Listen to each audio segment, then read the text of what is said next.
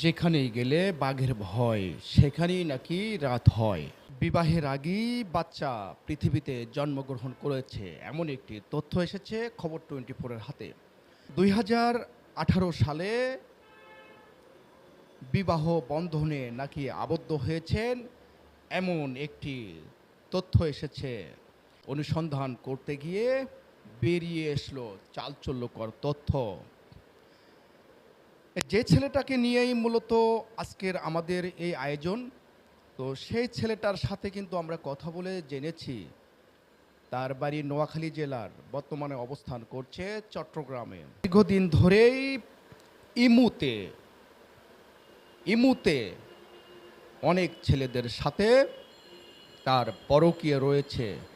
অর্থাৎ বলতে আপনাদেরকে বোঝাতে চাচ্ছি যে এই মেয়েটার বিবাহ হয়নি। তার বাবা একজন রিক্সা চালক, যে তথ্য আমরা পেয়েছি। এক পর্যায়ে সংবাদকর্মীকে দেখে নেওয়ার হুমকি দেন এই মহিলা। এই মেয়ে যে বিগত আগে ছেলেদের সাথে পরকীয়া করতেন, তার কিছু চিত্র আমাদের স্ক্রিনে, সঙ্গেই থাকুন। তোমার তো বিয়ে হয় নাই? কে বলছে আমার বিয়ে হয়নি? কয় সালে বিয়ে হয়েছে তোমার? আমার 2019-এ বিয়ে হয়েছে। 2019-এ তোমার বিয়ে হয়েছে? কার সাথে? আচ্ছা, আমি আপনার সাথে পরে কথা বলতেছি। কথা বলো না, চাইলে একটু আমার সাথে কথা বলো। 2019 সালে তোমার সাথে বিয়ে হচ্ছে কার সাথে? আচ্ছা, আমি আপনাকে আমার গার্ডিয়ানের দিব। না, বিয়ে হচ্ছে কোথায় তোমার?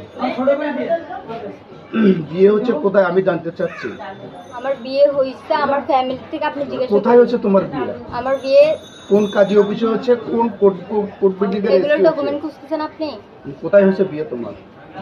আমি আপনার একটি মেয়ে বিবাহের আগে কিভাবে বাচ্চা জন্মগ্রহণ করে, তা নিয়ে প্রশ্ন সাধারণ মানুষের।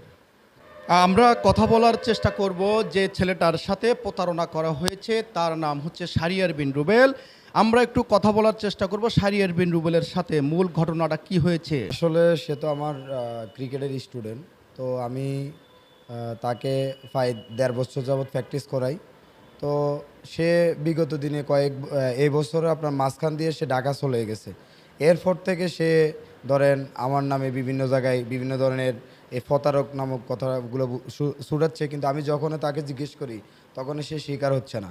তো এই বিষয়টা হলো, আবার আমার বিভিন্ন স্টুডেন্টের সাথেও সে বিভিন্ন ধরনের কন্ট্যাক্ট করার চেষ্টা করতেছে খারাপভাবে।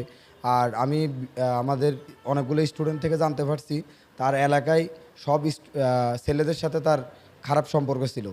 আর এই যে আপনাকে ইমুতে যে ধরনের ডকুমেন্টসগুলো দিছি, সেটাও আমি স্যার হিসেবে আমাকে তার একজন কলিগ নালিশ হিসেবে দিয়েছে আর কি।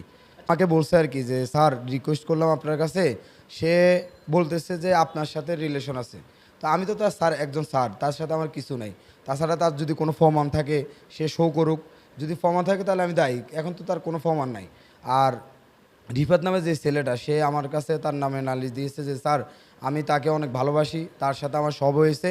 এই বিচারগুলো আমাকে দিছে এবং ডকুমেন্টসগুলো আমি আপনাকে শো করলাম। তো আসলে মেয়েটাকে আমরা ফার্স্টে ভালো দেখলাম, তারপর আস্তে আস্তে দেখি যে সে বিভিন্ন ধরনের, একজন ছেলেকে এক এক কথা বলে বিভিন্ন ধরনের প্রতারকমূলক কাজ। তারপর সে ঢাকাতে পলাতক, ঢাকা চলে গেছে।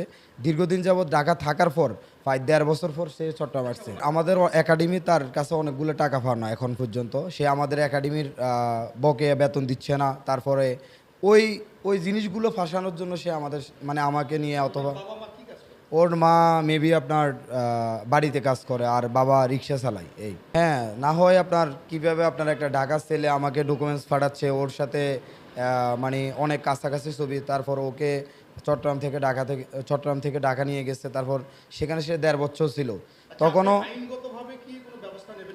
যেমন আমি এখন পর্যন্ত আমার স্টুডেন্টদেরকে সে শুধুমাত্র আমার খোঁজ নিছে, কিন্তু আমার বিষয়ে এই জিনিসটা বলে নাই সে।